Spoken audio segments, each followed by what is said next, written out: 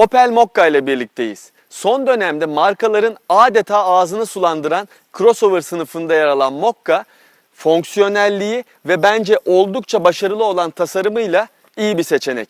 Bakalım sürüş özellikleri nasılmış?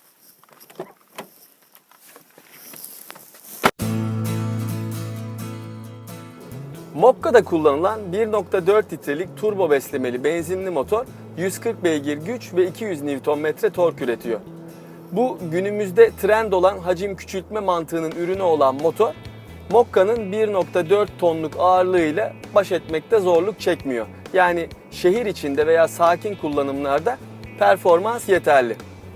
Ama otoyol süratlerinde veya sollama yapmak istediğinizde veya dik bir rampaya geldiğinizde motor biraz hantal kalıyor. Ve bunda 6 kademeli otomatik şanzımanın da biraz payı var. Şanzıman demişken Mokka'da da birçok markada olduğu gibi şanzımanın, daha doğrusu otomatik şanzımanın manuel kullanım modu var.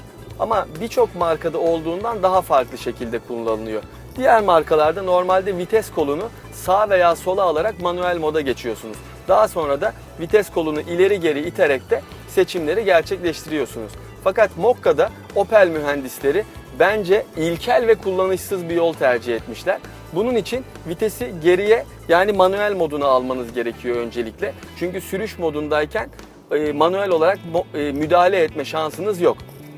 Manueli aldıktan sonra da vites kolunun üstündeki artı eksi düğmesine basarak seçimleri yapabiliyorsunuz. Ama bana sorarsanız hiç bununla ilgilenmeyin. Çünkü pek bir faydası da yok, zevki de yok. Bırakın şanzıman kendi bildiği şekilde davransın.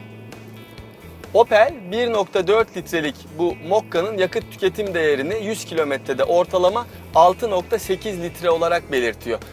Ben yaklaşık 5 gündür bu otomobili kullanıyorum. Hem sıkışık trafikte hem açık yollarda, ama sakin bir karakterle kullanmama rağmen 9.5 litrenin altına düşmeyi başaramadım.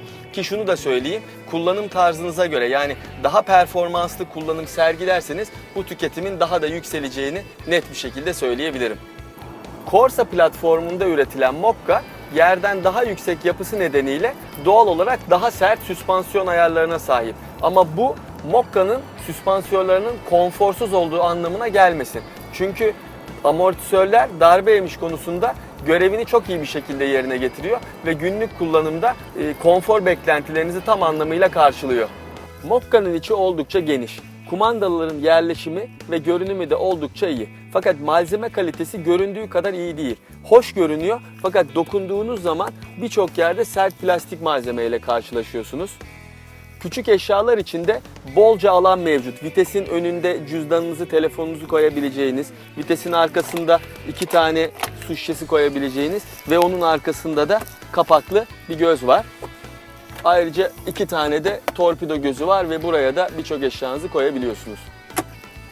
Arka sırada da iyi diz ve yeterli baş mesafesi sunuluyor. Fakat burada bir sıkıntı var. O da yükselen omuz çizgisi nedeniyle camlar biraz daralıyor ve iç mekan biraz basık hissettiriyor.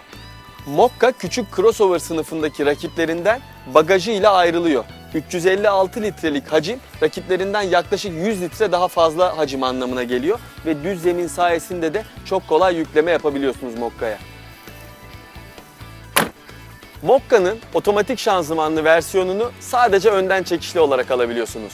Şunu çok net bir şekilde söyleyebilirim ki Mokka tasarımıyla arazi aracı gibi gözükse de kullanım özellikleriyle kesinlikle bir arazici değil. Fakat sizi düşündüren kış şartlarıysa test aracımızda olduğu gibi kış lastikleriyle bu araç bütün zorlukların üstesinden gelebiliyor ve bu versiyonu bu nedenle tercih edebilirsiniz.